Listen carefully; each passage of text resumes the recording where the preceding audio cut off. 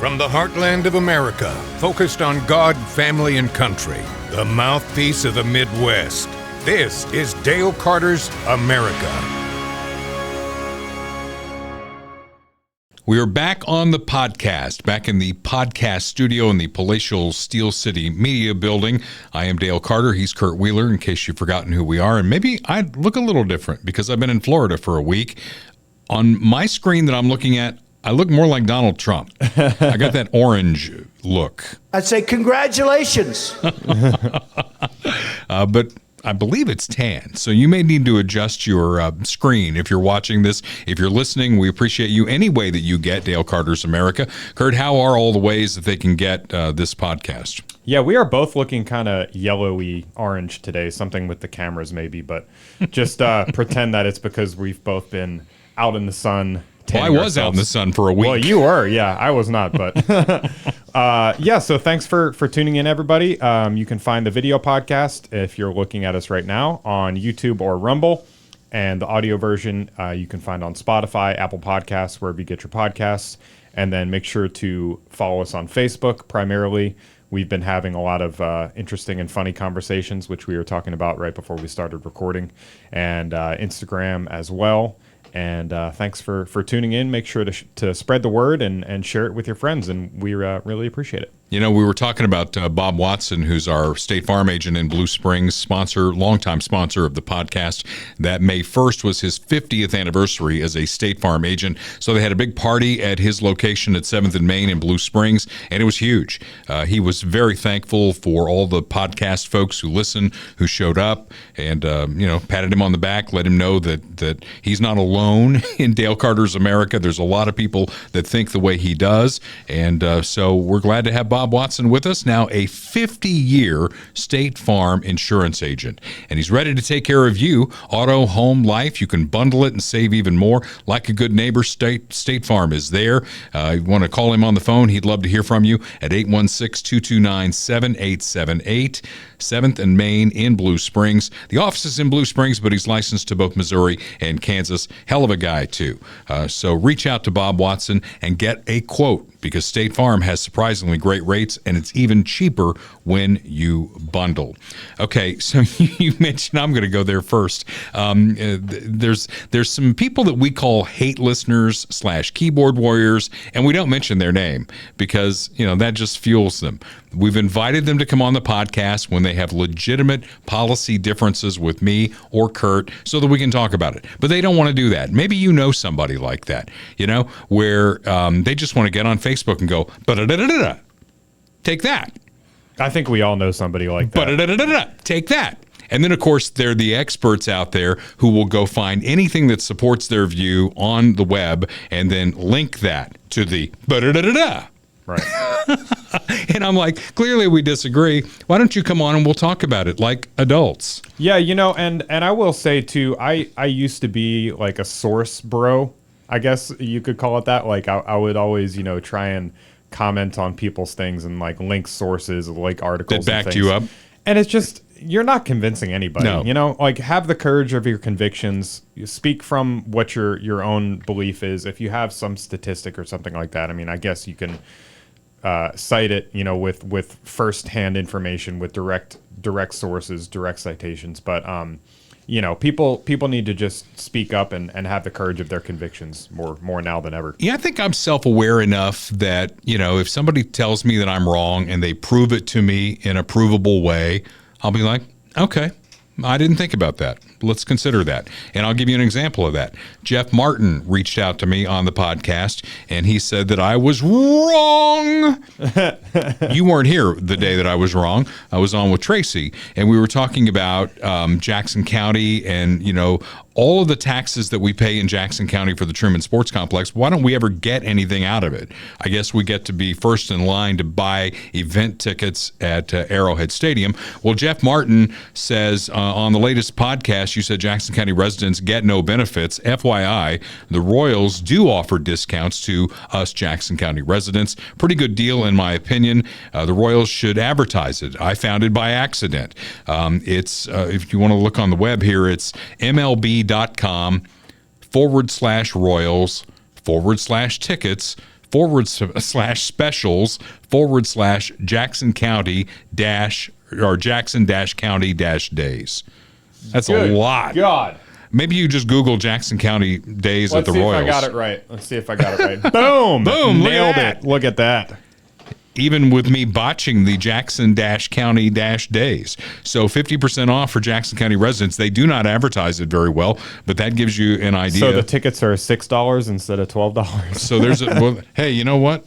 Any dollar you can save, as you'll find as a parent. I mean, I may have mentioned this on the podcast before, but I live pretty close to the stadiums. I pass them on my way home a lot of times. And even like opening weekend or, especially after opening weekend, driving home off of I-70 on the Blue Ridge cutoff exit, I mean, they must be giving tickets away to Royals games because nobody's going. It's like it's abysmal. Well, they're scared of the concrete. I mean, the thing might fall in at any day. That's true. Yeah, no, that's very true. Yeah, I didn't think about that. And now, if you have Comcast, you can't even watch them on TV because that got pulled. I guess Bally was carrying the games, and they're in a snit with somebody or other. And bottom line is that if you have Comcast, you can't watch the Royals games. I think people are just really holding out for that downtown stadium. They just refuse to go. Once the downtown stadium's built, then they'll sell out tickets. Then for sure, that'll make a difference. I think that's the answer.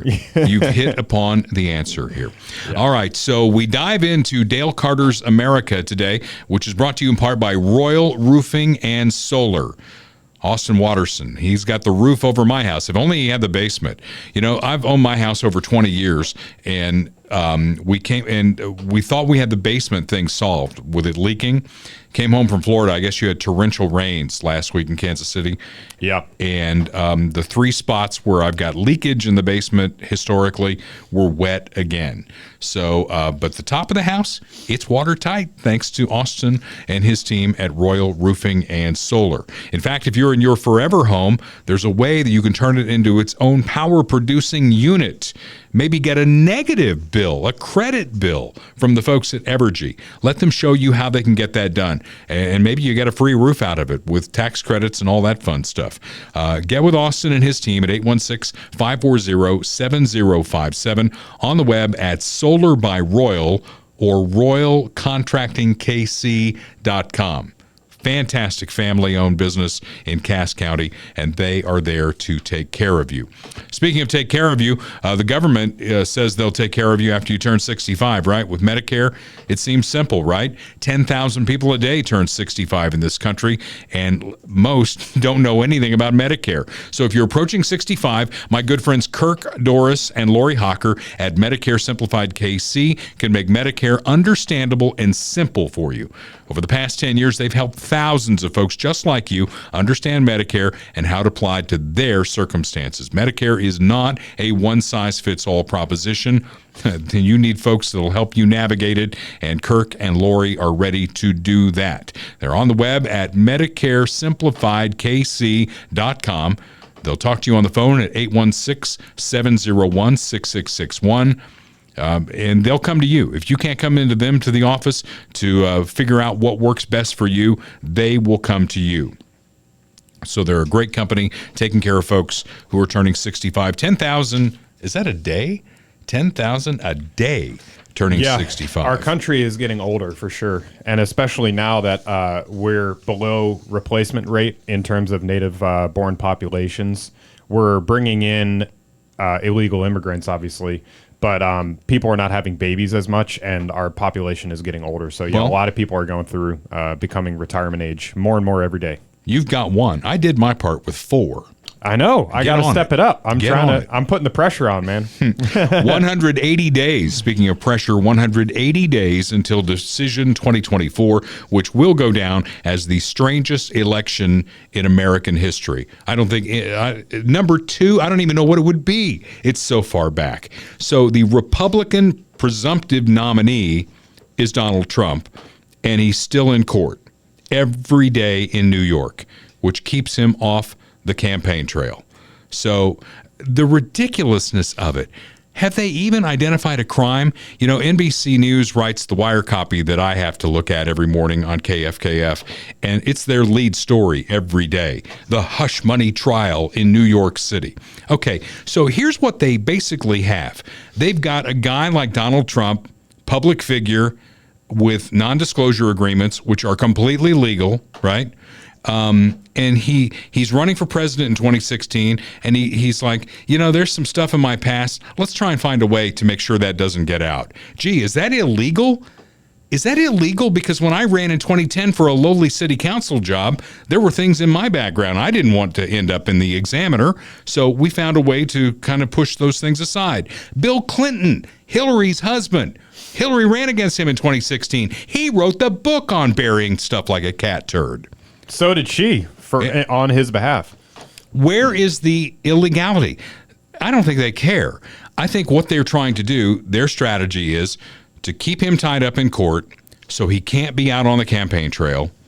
And he's going to probably get a guilty verdict because it's New York City, right? 10-1 Democrat in the district that they're trying this thing in. So he'll get a guilty verdict. It's going to be appealed, blah, blah, blah, blah, blah. But the strategy is, let's keep this guy tied up in court any way that we can, keep him off the campaign trail, because we've got a guy on the other side who is the president of the United States who cannot put a sentence together. He can't do it. In fact, I don't know if we did this while you were here, or if it happened while you were gone, when he was reading off the teleprompter. Do you know what I'm talking about there? He said pause. Yeah. Yeah. He's like, oh, imagine what we could do moving forward 4 more years. Pause. And then the crowd tried to, buck him up there. 4 more years. Yeah. Oh, no. Yeah. So anyway, Bill Maher is a late night comedian, and he is very much to the left of where we are on this podcast. But boy, does he nail what's going on here. You got the clip? You're talking about the Merrick Garland Yep. clip? Yeah, I think this is it. Screwed over for another job isn't a good reason to give a guy a job, especially if the job is Attorney General, and especially if it's during a time when we need a tough AG to catch a real criminal. Merrick Garland. Yeah,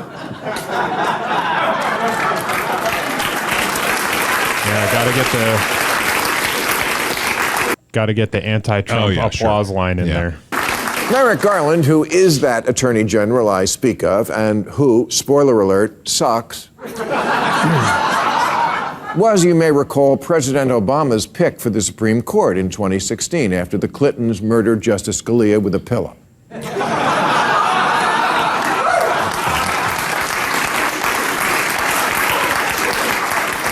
And while our government dysfunction continues to grow, one thing remained sacrosanct. When a Supreme Court justice dies, the president gets to fill the seat. Until Mitch McConnell said, fuck that, new rule, fuck you. Hey, pause that right Garland. there, because that's not true. There are examples in American history where in the last year of a presidency where the Senate is the opposite party of the president, where they didn't get to fill a Supreme Court seat. Right. So that is a long-standing tradition. Meanwhile, Democrats continue to blow up long-standing traditions and say it's okay until the Republicans stick it up their ass. But back to Bill. Keep watching. Sure. Never even got a hearing. So when Biden got elected, the Democrats said, hey, wouldn't it be funny as payback if we gave Garland the Attorney General job? And that's how we got Attorney General Barney Fife. Is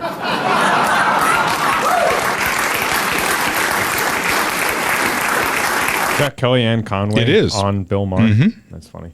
A man who epitomizes the strange stupor that comes over Democrats whenever they have to choose a top lawman. They worry so much about appearing nonpartisan, they get behind someone who lets actual crimes go unpunished. 5 years ago in this space, I was tearing Robert Mueller a new one. Remember him, the straight arrow Republican all the Democrats thought would hold Trump accountable for colluding with Russia? But with Mueller, as with Garland now, when we needed a pit bull, we got a purse dog.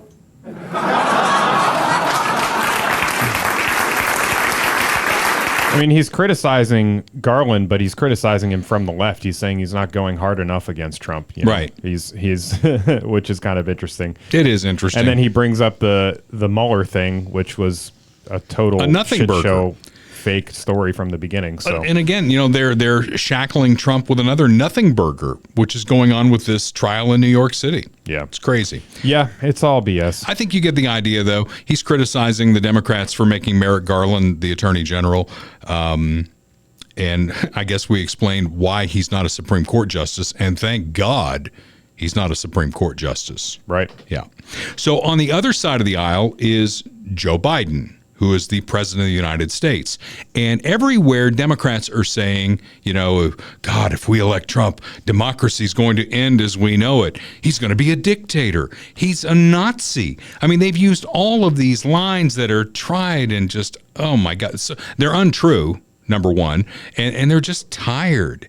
So if we talk about projection on the podcast, when they say something, they're probably doing it, and they are doing it. Joe Biden, following the example of his former boss, Barack Obama, I've got a phone and a pen, and that's all I need to run this country. I don't need a Supreme Court. I don't need Congress. I'm just going to do what I'm going to do. Now, by review, when we talk about how this government is set up, it's set up beautifully. I mean, the architecture of this government, they were so smart, smarter than we are now, back in the George Washington days. They set up a tripart government. You've got an executive, a legislative, and a judiciary. And the most important of those three, the Article 1 power in the United States Constitution, is Congress, not the president. Congress is number one.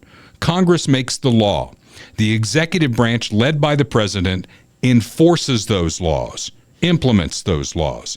And whenever there's any kind of a deal where somebody needs to step in and say, you're out of bounds or you're in bounds, that's what the Supreme Court is all about. So we'll go with item number one on that, first of all. The student loan bailout is now at $160 billion with a B.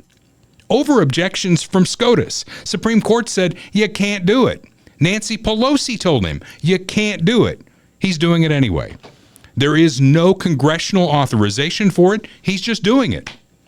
So with all of these, I'm going to ask a simple question. Mark Alford, my friend in Congress, the rest of the Republicans in Congress, why aren't you stopping this? You've got a majority. Maybe it's a slight majority, but you've got a majority. Why aren't you stopping this? It's illegal. Yeah, it's a good question. Yeah. So, It continues, though, and he's going to do more. And it's a brazen attempt to try and get younger people to vote for Joe Biden this fall. It's bribery, pure and simple. 100%. And, I think there's maybe not a majority, but there's a growing pro-Trump sentiment amongst younger people, too, amongst the Zoomers in particular. The generation below millennials. I think a lot of them are seeing what's going on college campuses, the indoctrination in our schools. They're seeing the fact that they are being pandered to, and their votes are trying to be bought by things like this. And a lot of them are not falling for it. I think a lot of them still are, but there's potentially a growing movement in that generation moving away from the left and the Democrats, and so they have to try and compensate for that any way possible. Yeah. And then there's the budgetary concern on it, as we talk about on this podcast. And people are like, yeah, you didn't say anything when the Republicans are running. Well, in my defense, we didn't start this podcast until the day Joe Biden was inaugurated. I have always been a budget hawk. I have always been a debt hawk. So, and we've also said that many times, like we've talked about it ad nauseum on this podcast. Yeah. So for anyone, you just haven't listened enough, I guess, because we've clearly pointed that out. Yeah. So if Donald Trump is elected and we continue this podcast, which I hope to do, you will hear me being a debt hawk, especially if Donald Trump continues to spend money. Now, in his defense, we did have a worldwide pandemic that he had to deal with. The pandemic is long since gone, yet we're approaching $35 trillion in debt. We are running up another $1 trillion every 100 days. We take in $5 trillion in tax revenue, which is a record, by the way, and you can thank the Donald Trump tax cuts for that, because tax cuts spur activity. Never mind what Nancy Pelosi said about crumbs given out because it doesn't mean anything. Every time in American history, you can go back to John F. Kennedy's tax cut. Every time there's been a tax cut, it has spurred revenue to the Treasury, and this time like none other. $5 trillion. Here's the problem. We're spending $7.5 trillion a year. Do you get that? Think about it in terms of your own household. If you somehow were making $5 trillion, but you were spending 7.5, that's not going to work long term. Yeah, simple math. It is. Well, it's the only math that I understand is simple math. And when you spend more than you take in, that's a problem. And when you're just ballooning this debt almost to $35 trillion, and it's going to get there in a matter of days, that's where we are. Yet Joe Biden is still spending like a drunken sailor. Okay, item number 2 on the executive branch fiat. The FTC has decided that non-competes are illegal.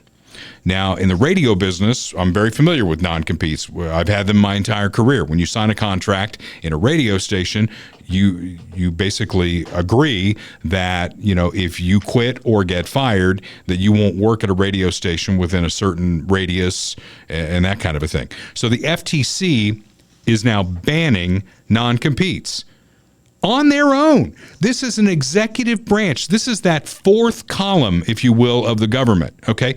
Congress did not say that non-competes are bad and we should get rid of them. There is no legislation backing this. This is an agency of the executive branch saying, you know what? It's sunny today. What should we do? Well, let's make non-competes illegal. On what authority? Yeah, I don't know. I also, I'm just learning about this, so I don't really know how to feel about it. I mean, what are your thoughts about this? I don't know. I talked to my boss about it because apparently everybody in the on-air camp who has a contract was reaching out to him saying, hey, I guess our non-compete's not legal anymore. Right. And he's having to deal with that. I don't know. I mean, I get it from the company's perspective. If you're in a highly specialized field and let's say it's me. And I've done the morning show on KFKF for almost 27 years. I walk into the boss's office and say, I'm going across the street to the other guys. Right. All right. Don't you think the company is harmed a little bit? Yeah, definitely. Yeah. So, I mean, I get it from their perspective. There have been times like 1992 when I got fired in Evansville and I couldn't go across the street because they enforced my non-compete where it hurt. And I had to go find a job somewhere else. But I managed to do that. So I see both sides of it. And if Congress passed a law that said that non-competes were no longer viable or usable or legal, I'd be on board with that. Yep. What I'm not on board with is an executive branch agency deciding that this is illegal. Yeah. That's not their role. Again, I hate to beat a dead horse, but back to the Constitution. Article 1 is Congress. Congress makes the laws. The executive branch is Article 2. They enforce the law. This is not a law. This is an agency out there, unelected bureaucrats on their own. Right. It's wrong. So the next thing that came out, and you almost get a feel that the Democrats are like, oh my God, Trump is going to win. Biden's going to be out. What can we do? What kind of executive orders can we get out there to just try and get our will through as long as we can before Trump comes in and tears it all up, I guess, because that's the effect of executive orders. That's why I don't believe in them, because they are so fragile. Look at what Trump did. Trump did a lot with executive orders. Biden came in and ripped them all up on day one. And Trump will do the same thing to Biden's executive orders. They don't have the force of law, and that's why they're very fragile. So the DEA was next up. They have moved to decriminalize marijuana.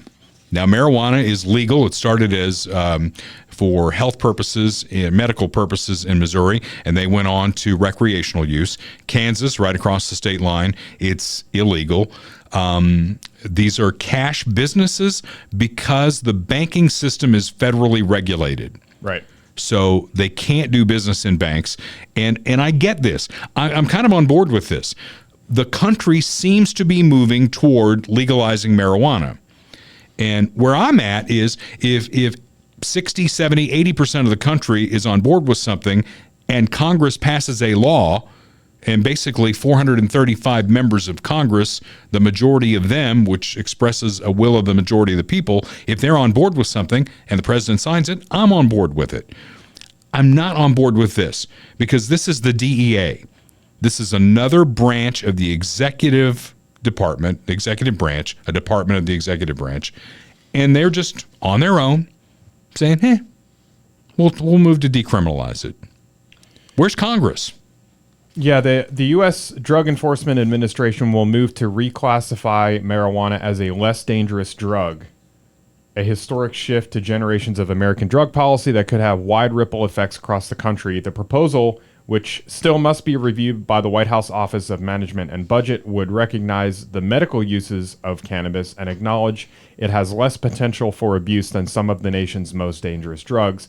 However, it would not legalize marijuana outright for recreational use. So to me, it seems like it's not really legalizing federally. It's more of just kind of what would the word be, like a reclassification. It's more semantic really than I think just full on legalization, because they would need legislation for that. But again, he's pandering. They're pandering Right. to a crowd. It's like, Right. look at us. We're out there making marijuana legal. Yeah, they want everyone to just get high and have free money from the government, for your student loans and everything else, and vote for Democrats. That's the idea. Yeah.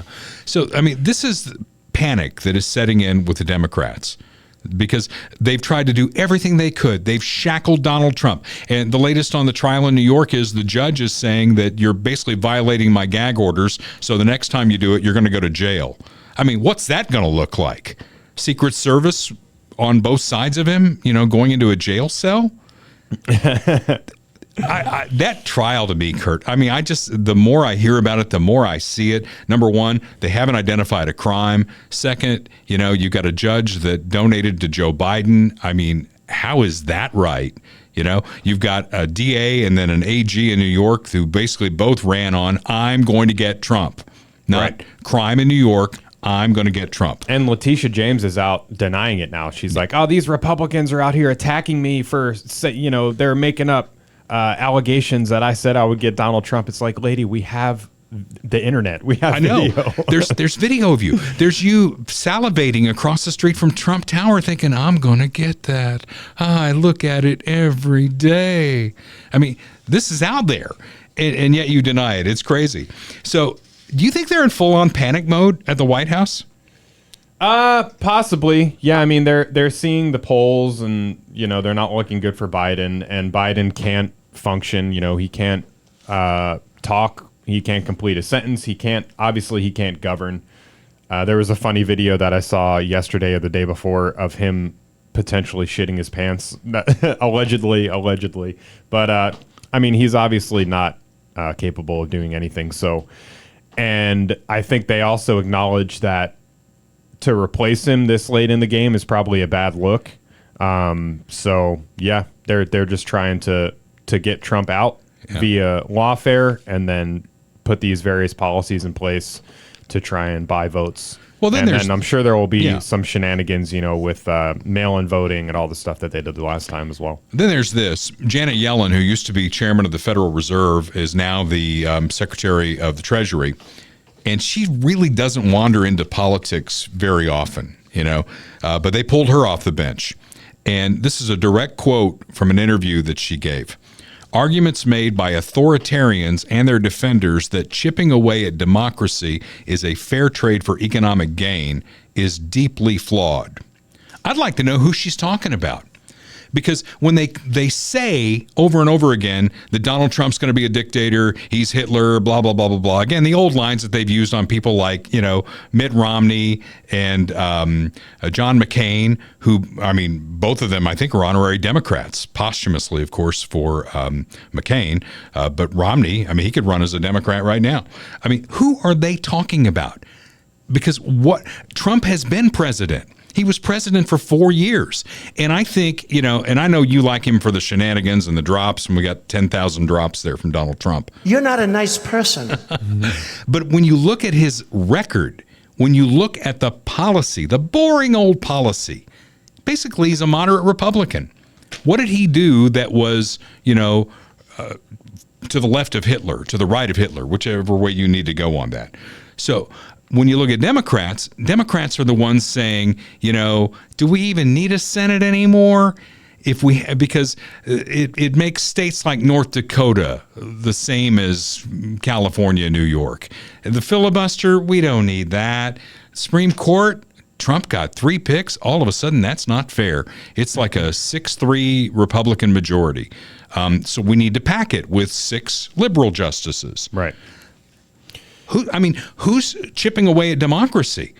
Show me an example of where Donald Trump is chipping away at democracy. I'd really like to see it. Well, it's really about the definition of democracy. I firmly believe that democracy to these people just means we win. It means Democrat, like big D Democrat policy. And the ends justify the means. Anything that allows them to win and implement their agenda is democracy. Anything that opposes their agenda is against democracy, whether it's voted on by the people or instituted by a president or the Supreme Court or whatever.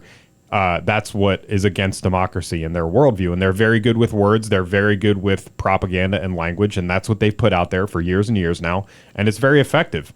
And, I just think that we have to obviously oppose that. But for them, it's the ends justify the means. If they have to...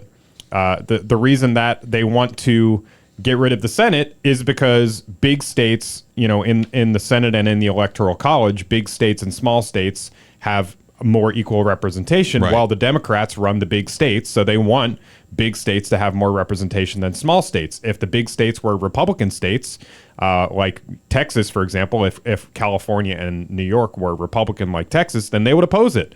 The border is open because they view it as more Democrat voters coming in to the country. If the illegal aliens coming in were primarily Republican voters, they would close the border tomorrow. Same thing with the Supreme Court. They want to pack the Supreme Court so they can get more liberal justices in. If they had a 7-2 majority in the Supreme Court right now, they would make the exact opposite argument. They would say that anyone who says that we should pack the Supreme Court is threatening democracy and everything else. So yeah, democracy is just means they win. That's all that it means. Well, nobody has ever answered my concerns about what happened in the 2020 election. They've just gone to, well, if you object in any way, you're an election denier, that Biden didn't win. But what about the swing states where they changed the rules outside of the state legislature, and they did it because of the pandemic? It was an emergency. They had to do it. But they only did it in the swing states, right, which is kind of curious. And the state legislature didn't get to weigh in on it. No, and then they tried to make those permanent, right? Oh, well, this worked out so well. Biden got more votes than anybody in the history of the country. Let's make those permanent. I think my definition of democracy is the definition most people have of democracy, right? In this republic.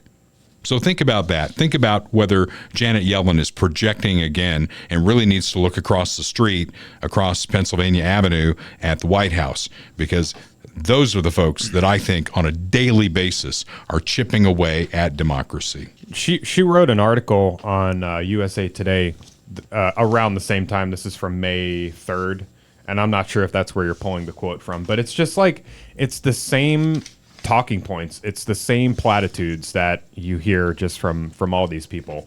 But democracy is now under threat at home. Years of attacks on our democratic norms and institutions reached an unprecedented extreme on January 6, 2021, with the attempt to block the peaceful transition of power that is at the heart of our and any other democracy. Russian President Vladimir Putin's authoritarian regime continues to devastate Ukraine's future and undermine the rules-based international order.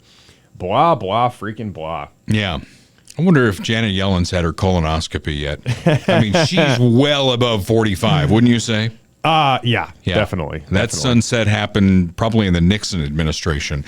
So if you haven't had your colonoscopy yet, Janet, this might be a good time to get it. 45 is the new 50. Dr. Mark Taramina at Midwest GI Health and Wellness is ready to help you out because colon cancer is a killer. It will kill you unchecked. The good news is catch it early and it can be treated. So get your colonoscopy.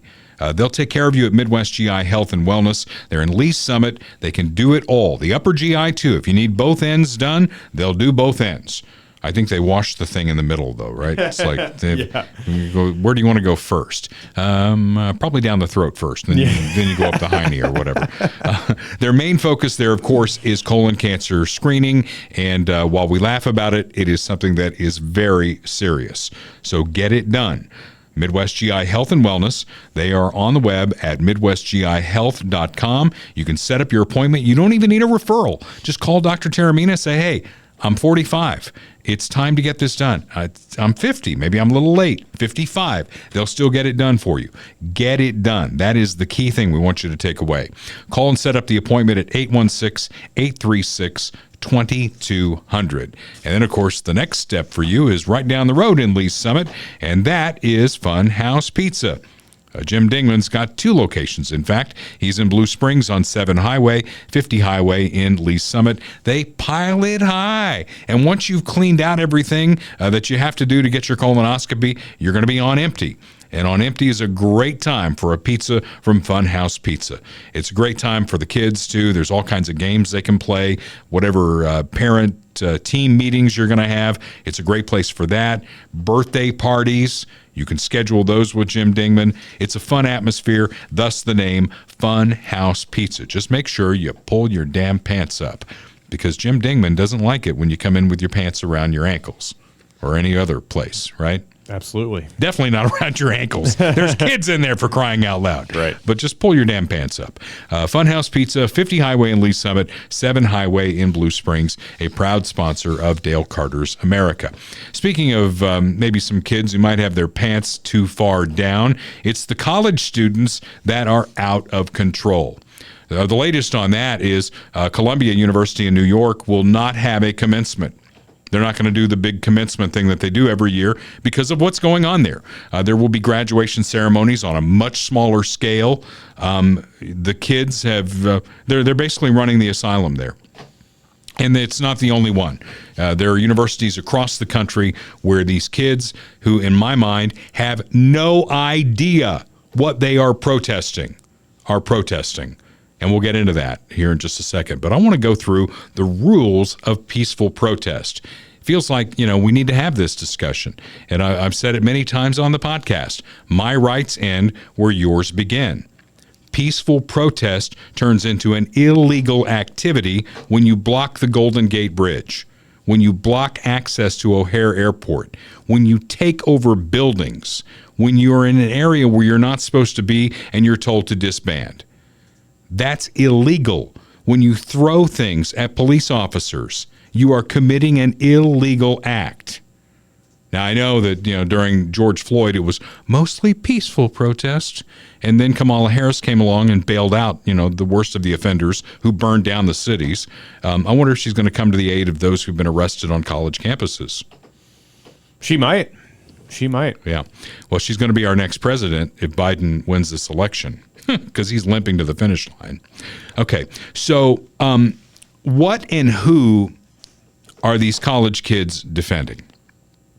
I'd like to, because it's the Palestinians, right? The poor Palestinians, who are run by Hamas. That's their government, Hamas. Much like the Nazis that the Democrats like to talk about ran Germany during World War II. Read a history book and see what happened there. The Palestinians, unfortunately for them, are the castaways of the entire Arab world. Nobody wants them, right? They can't go to Egypt. They can't go to Jordan. They certainly can't go to Syria or Lebanon. They don't want them. The obvious answer is a two-state solution. But the Palestinians won't agree on a two-state solution.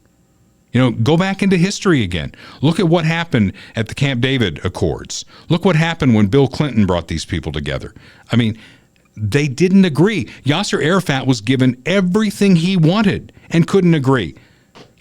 At the risk of being sexist here, and I'm going to say something here that would get me in trouble if my wife heard it, and maybe the female listeners and viewers of this, they're almost like women.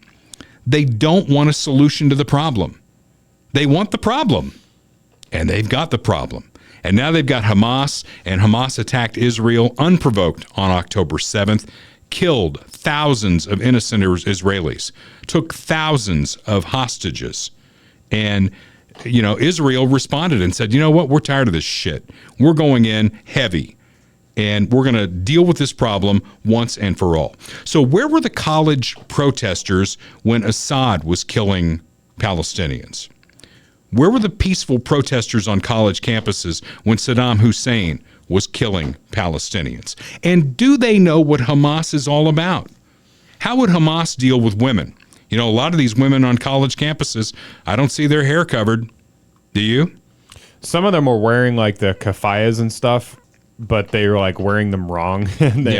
Or they wear a headdress, but they got their boobs out or their belly button out. Or that wouldn't work over there, would it? They got their gay sidekicks. That wouldn't work out very well. Speaking of gays, how do they deal with homosexuals? Well, they don't particularly like them. Well, why not? Because they're on college campuses saying, down with Israel, down with Israel. We're standing with the Palestinians. Any other nonconformists?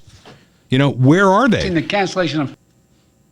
Yeah. Was Joey speaking there? Oh, yeah. No, I had that muted, but we could watch a little bit of it. This is just from CBS News. Classes and graduations. None of this is a peaceful protest. Palestine will be free! Like many protesters, President Biden has expressed concern about the plight of Palestinian civilians. More than 34,000 killed, according to the Hamas-run health ministry. But when asked today if he would change his policies towards Israel, as the protesters have been demanding, Biden said simply, no. The unrest is now threatening to become an election issue. Young people are a key Democratic voting bloc. Biden needs to listen to what the students are calling for, which is an end to a genocide funded by the United States. So first things first, stop funding Israel. In battleground Wisconsin, Donald Trump argued Biden should have spoken out sooner. There's a big fever in our country, and he's not talking. But Trump also made this unfounded claim about campus demonstrators. They do come from other countries, and they are paid. Some Republicans have urged President... Oh, did you see that look? Way to show like a 1 second clip. Like, come on. These people, the media is such a joke. They really are a joke. Wow. I knew I was going to go somewhere with that, and then I saw her like do that eye roll thing. Yeah, hold on. Let's see if I can. Kind of a side eye, a Sheltie side eye, as we say at our house. Yeah. Yeah. And almost like a. Was there a. Some Republicans have. One more time. Some Republicans. Oh, a little bit further. Some Republicans. Oh yeah, you got the glance and the. Yeah. It's good stuff. Where do you go with this? I mean, they are just so wrong on every level. And your buddy there who likes to attack until I made him go away on Facebook by saying, "And he's still here, and he's still here." He calls our show like The View for conservatives because we're just shooting the shit and we're not really talking about anything. I disagree with all that. He says, wow, look at you. You're supporting Biden. And I'm like, well, first of all, even a blind squirrel can find a nut once in a while. So I don't disagree with Biden because he wakes up as Joe Biden every day.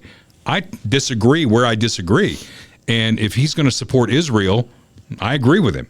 When he tells Israel, take your foot off the gas here a little bit. You're doing too much damage there trying to right the wrong from what happened on October the 7th. And I thought about this. What if, let's say in an imaginary world, Kurt, an al-Qaeda government has taken over Mexico. They're on our southern border, okay? Not nearly as big as the Palestinian areas that border Israel, but let's say that an al-Qaeda type government has taken over in Mexico. And on some given day, they flood into Texas, they kill thousands of Texans, and really to make it per capita with what happened in Israel, it would have to be what, about 100,000, 150,000 Americans? They kill them. And the ones they don't kill, they take hostage back into Mexico. How would we deal with that? Let's ask President Kurt. If you were president, how would you deal with that? Well, that is sort of already happening. I mean, we have obviously an invasion on our southern border, but it's more than just people. It's drugs. We have a serious drug overdose problem. And somebody that I know, not very well, but an acquaintance, I guess I'll say, just fell to it this past week. I found out a couple days ago. That's terrible. And I'm looking at the statistics now. Over 96,000 people die from drug overdoses per year. So it is happening. It's maybe they're not dropping bombs on us, but the cartels in Mexico are sending drugs over the border. They're coming from China. They're coming from Mexico. They're coming through the open border, and they're killing Americans. So it's already happening. It's already here. What would I do? Maybe a little bit more extreme than most, but I mean, I would view the cartels in Mexico as an enemy, as a military enemy, and take proper steps. You know, we're on YouTube, so I'll be careful about what I say. And there are examples of this in American history. They like to talk about the Nazis a lot. We had a Nazi threat. We didn't declare war on the Nazis. They declared war on us.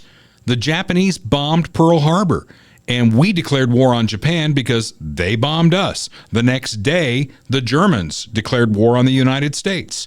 What did we do to both of those countries? We leveled them. We dropped 2 atomic bombs in Japan. We killed hundreds of thousands of civilians in order to save American lives and win the war. That's not necessarily a good thing. I mean, I don't think we should fall into the trap of saying, well, just because we bombed civilians before, so what's the problem? I mean, I'm a little bit more, or a lot more critical, I think, of Israel than you are. You definitely are. And I don't side with these protesters because they're morons and they're pro-Hamas, which I'm not, certainly. But I do see a problem with some of what's happening with the response and with Israel's, the Israel lobbies over involvement in American politics and lobbying and things like that. There's a lot of problems. It's a very complex issue that we don't have to get into right now. Right. But certainly, the protests, people have the right to protest peacefully if they want to, but they don't have a right to occupy public buildings on college campuses. They don't have a right to tear down public buildings, damage public buildings, or tear down, flags or other public things on a college campus. They don't have a right to create, an autonomous zone like they did in the BLM protests. And, maybe there's a conversation to be had there, and maybe there's kind of this weird crossover now where people are being more critical of Israel, but the way that they're going about it is all wrong. And I really don't think most of these people, the people that are out here at the protests, they don't know what they're talking about. They really don't. I think really what it comes down to at the end of the day is anti-white sentiment, anti-colonial sentiment. And they see Israel as basically super whites over in the Middle East, and they see the Palestinians as the oppressed brown people. And it's just an extension. It's the new current thing. It's an extension of their sentiment of BLM, the Occupy Wall Street movement, everything that we've seen here. It's the same exact people, literally. And, they're not protesting for, some reason of like America first, anti-Israeli involvement in American politics. Is just because they see brown people oppressed, Jewish people / white people oppressor, and they oppose that. So they'll go on Amazon, they'll buy the headdress thing, put it on wrong. They'll kneel down and pray to Allah or whatever stupid shit they're doing. Yeah. And it's pretty laughable. Well, I'd like to end this segment with a tip of the headphones to some frat boys at the University of North Carolina as they rescued the American flag. There were students on campus who were trying to take that flag down and put up a Palestinian flag. Death to America! Death to America! From the river to the sea. By the way, when they chant from the river to the sea, they are chanting the destruction of Israel. That's what that's all about. They wanted to put up a Palestinian flag and shout death to America. Oh, and by the way, keep paying off my student loan while I do that. Idiots. Morons. The frat boys at North Carolina, though, rescuing the U.S. flag, I think that's a visual that we can put on this thing. Yeah, one thing, I'm just speaking for myself here, not necessarily for Dale, but one thing that I really like about some of these videos that are coming out is these guys are like antagonistic. They're making fun of these people. They're hurling insults, and I think we need more of that. Honestly, like this is a pretty good one. That is, fuck you, fuck you, into fucking war. Hey, bro, lose some weight. Lose some weight.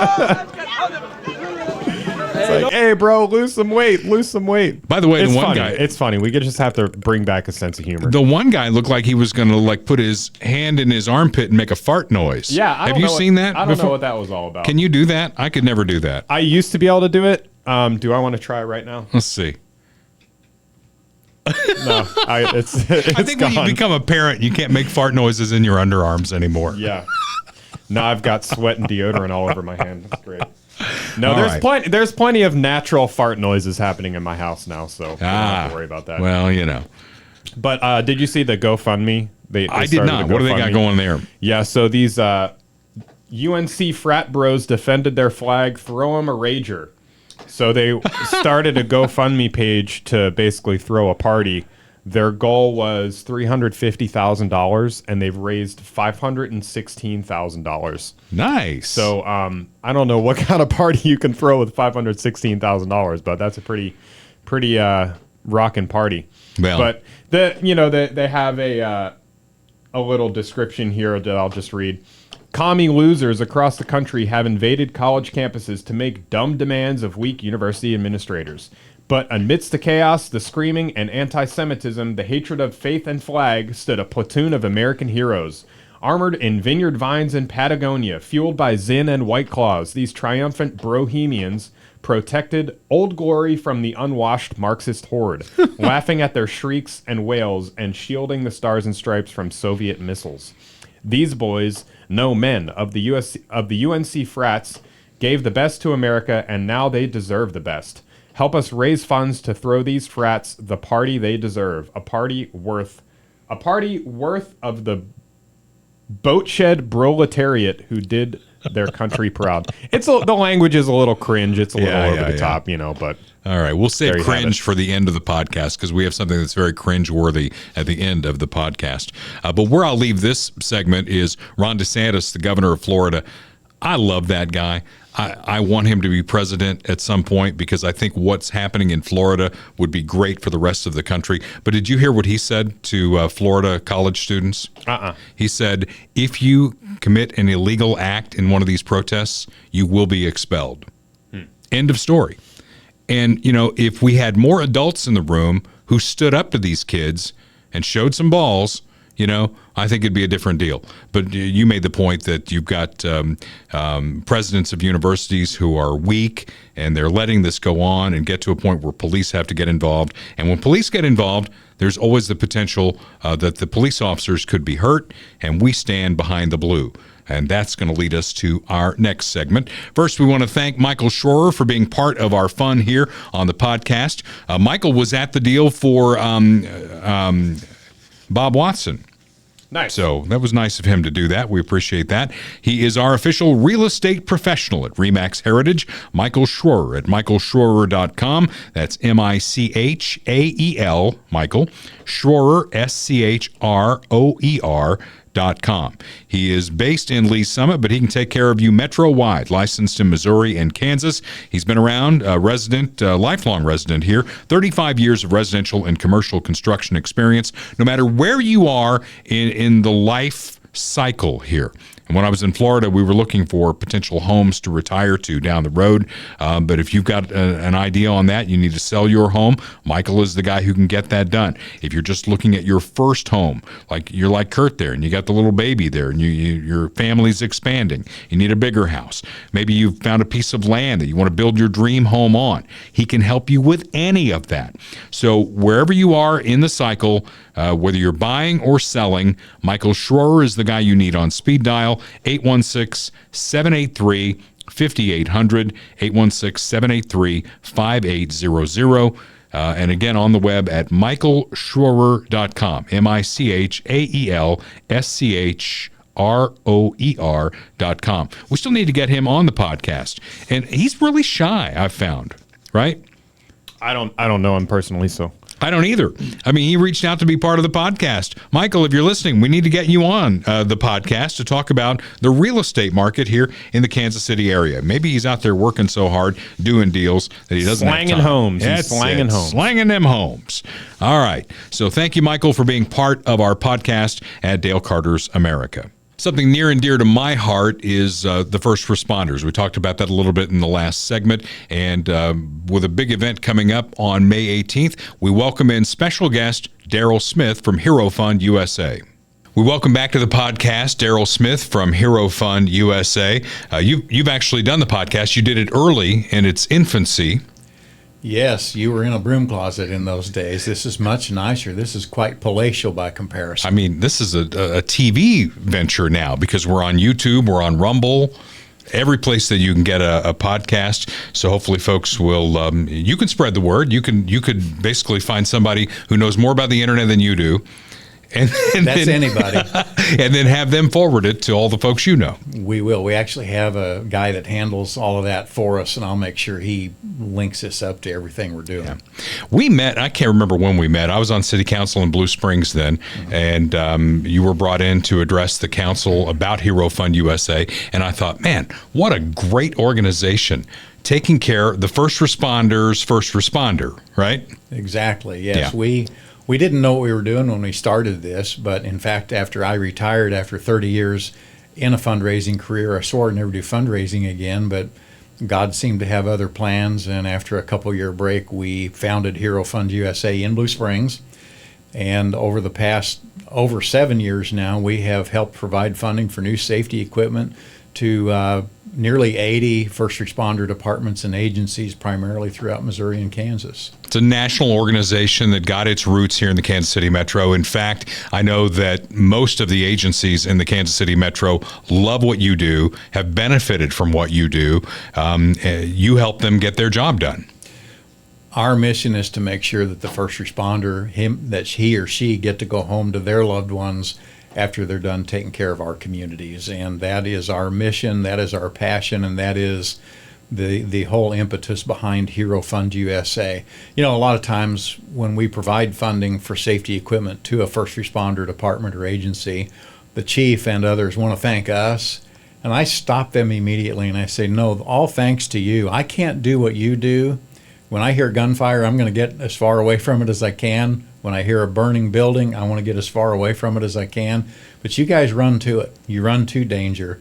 And so I can't do what you do, but let us do what we can to make sure you get to go home too. Yeah, make no mistake about it. Dale Carter's America, Kurt and myself here, we back the blue, we back the red. You know, we're all about first responders here on this podcast. We just talked a little bit on the podcast about what's going on college campuses and officers who are put in an impossible situation with spoiled little brat kids that have taken the law into their own hands, committing illegal acts, and they have to go in and they have to deal with that.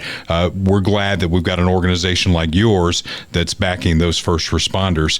And of course, it's a fundraising mechanism, and there are a lot of ways that we help you on KFKF and the Steel City media stations. And one of those is coming up, which is why you are here, and it is coming up on May 18th at Mamala Toyota in Kansas City. It's going to be an awesome day to salute, thank, and help fundraise for first responders. It really is. We're excited about May the 18th from 10 a.m. to 2 p.m. It's our opportunity to come together as a community to thank and express our appreciation, love, and more to our local first responder heroes. And I want to thank KFKF and all the stations at Steel City Media for your support. The event is at Mamala Toyota on 103rd Street. The Mamala Automotive family, the Mamala Automotive Group, has been a huge supporter of Hero Fund almost from our inception. Farmers Insurance Company is a big supporter of this Appreciation Day. Governor Parson has declared May the 18th as statewide First Responder Appreciation Day. Former sheriff in Bolivar, Missouri. Mm-hmm. And he was glad to sign a proclamation declaring Saturday, May the 18th as First Responder Appreciation Day throughout the state of Missouri. And we're just looking forward to a great day. We have extended an invitation to all of the first responder departments throughout the greater KC metro area. We're getting a resounding response from many of those. Those that we've supported, we've asked them to bring a sample of the equipment that we've helped fund for them.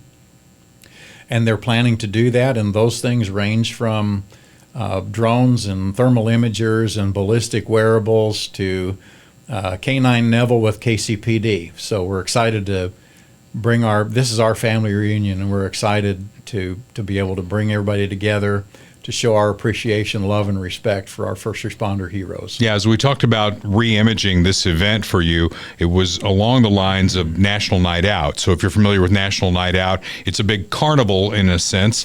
Stuff for all the kids to do. You can bring the kids to this. They're going to have a great time. So if you're looking at this, and I know we're going to bring together a lot of first responder agencies at Moli Toyota, what's in it for the non-first responder family with kids? Well, first of all, free food. That's a good way to lead. Free food. Even Kurt poked his head up on that. Free food and sodas and beverages, chips, courtesy of our friends with Price Chopper Enterprises. We're going to have a face painter there. We're going to have a photo booth. We may even be able to take your mug shot holding up a placard with the numbers on it in front of a SWAT vehicle or an antique fire truck or something like that. So wow. Well, that'll be a preparation for the future for when I run for president, because I'm sure they're going to dig up all kinds of crap on me, and I will be in court just like Donald Trump is every day. That seems to be what you need to do. Is the more non-crimes you can commit between now and when you're president, the more fodder there is. For them. So yeah. So we got all kinds of stuff for the kids. I think there's a raffle involved too. Yeah, we're going to be one of our sponsors is Bushnell, which makes a lot of outdoor equipment, binoculars and scopes for firearms and things like that. Well, one of their sister companies, subsidiary companies, is an e-bike company called Quiet Cat, and they have donated this beautiful electric bicycle that is actually set up for police duty. And in fact, we had some of our friends with Blue Springs Police Department come over for a little photo shoot one day last week, and there were 6 officers, and they each took I think they put about 50 miles on the bike just driving around in our parking lot and just coming back up to us grinning from ear to ear. They'd never been on an e-bike before, that the minute you start pedaling, it takes over. Anyway, we're giving this bike away. We're going to kick off our raffle ticket sales on May the 18th at the Appreciation Day. We will continue selling raffle tickets until we've sold 250 tickets. They're not cheap tickets. They're $100 a ticket. We're only going to sell 250 tickets, and we're going to give the bike away at our 6th annual Dining with Heroes Gala in late October. So it's an opportunity to see the bike, to sit on the bike, buy a raffle ticket or 2 or 10 or whatever you want, and we're going to give that bike away in October, and we're going to kick off the raffle on May the 18th. All right. There's a lot of things that you raise money for at Hero Fund USA, and a lot of folks who are watching or listening to the podcast might wonder, why doesn't the city budget take care of that? Yet, I've been involved in a city budget, and I know at the end of the day, there's more days than money. And unlike the federal government, we don't have a printing machine in the basement to crank out dollar bills. So there needs to be some supplement to some of those budget items. Give me some examples of some of the things that you have funded departments for. We like to say we stand in the gap, and the gap we stand in is the gap between what a budget can afford, a department budget can afford, and what the needs really are. And some of those are needs they never thought of in the past. Some of the things we fund, 5 or 10 years ago, departments never thought of, like drones. We probably have funded, we're working on number 16 right now, funding for drones.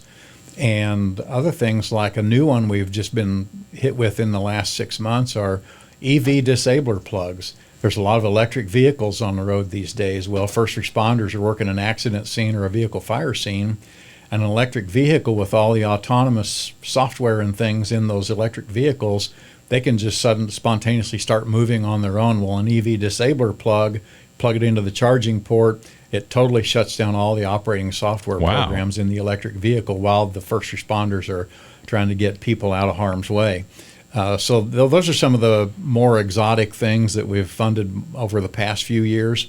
But we get into the basics a lot too. Firefighter turnout gear, the insulated coat and pants and helmets and hoods and things that firefighters need to have to protect themselves going into a burning building. Ballistic vests and helmets used to be, when we first started, we were buying ballistic vests and helmets for law enforcement officers. Now fire departments want ballistic vests and helmets too, because firefighters and paramedics are rolling up on fire scenes and accident scenes, and they're taking fire too, and so they need to be protected from gunfire as much as they need to be protected from the fire itself. And other things too, gas meters, thermal imagers, highly reflective safety vest, just Right. a really basic thing to work an accident scene. You name it, if it falls into the realm of keeping the first responder safe so that he or she get to go home at night, that's what we will do. Well, you know as well as I do, the last year in particular in the Kansas City area has been really tough on first responders. We've lost several, and we hate that. So whatever we can do to keep them safe, that's what Hero Fund USA is all about. Daryl Smith is the guy.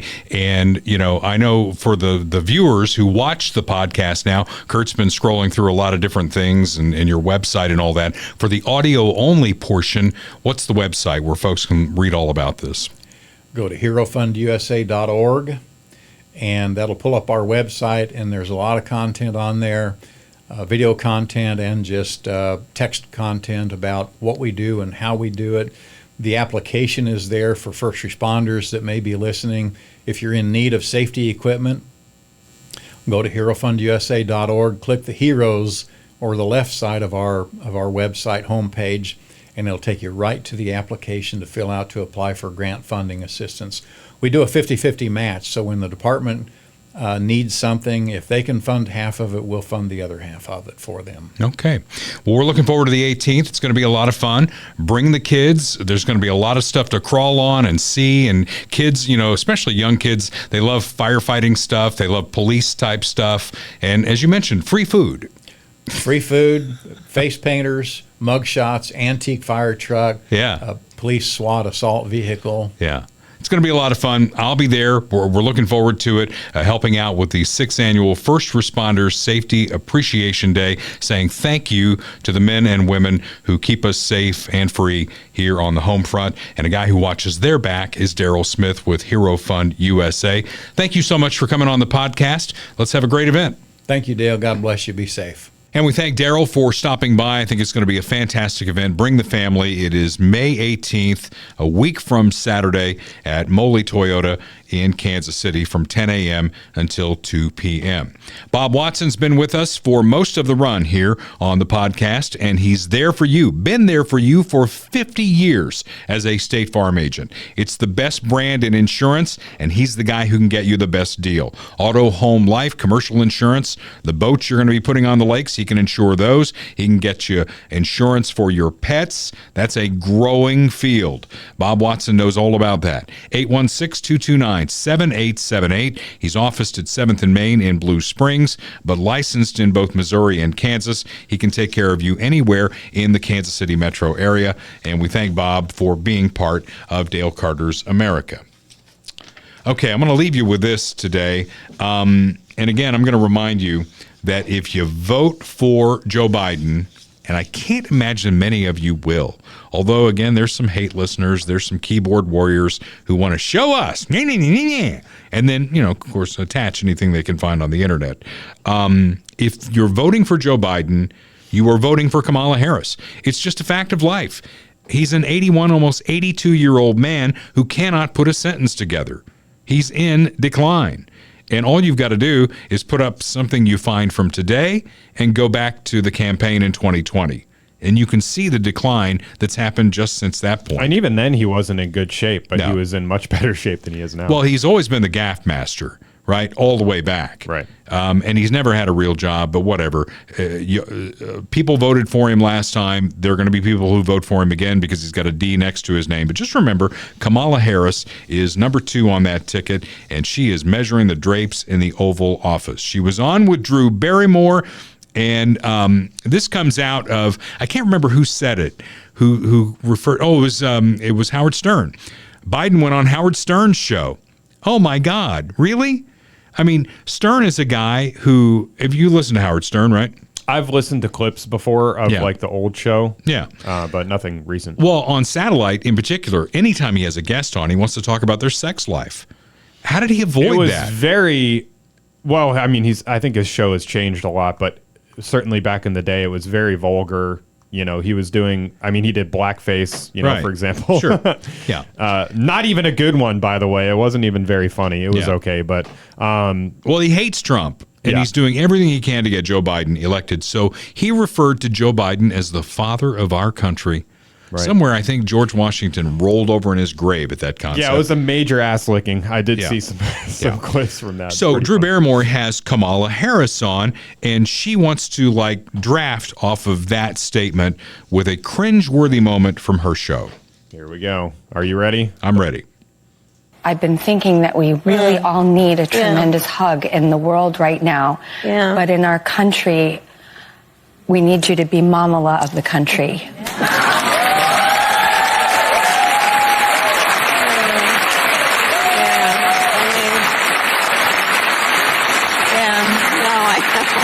Oh my! I love that God. because even when she says we need you to be Mamala, look at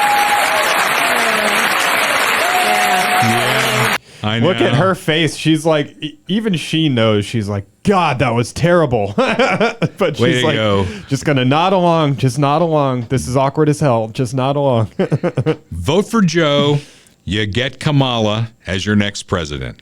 It is that simple. So if that's the road you want to go down, it'll give us a lot of material for the next 4 years and on my morning show as well, because we love poking fun. And she definitely is something to poke fun at.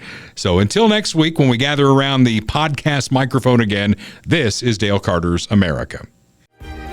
The views expressed on Dale Carter's America are Dale's and Kurt Wheeler's. They do not necessarily reflect the views of KFKF or Steel City Media. Comments can be sent to dalecartersamerica@gmail.com. Check back for weekly episodes. Subscribe, spread the word, and give us a 5-star review.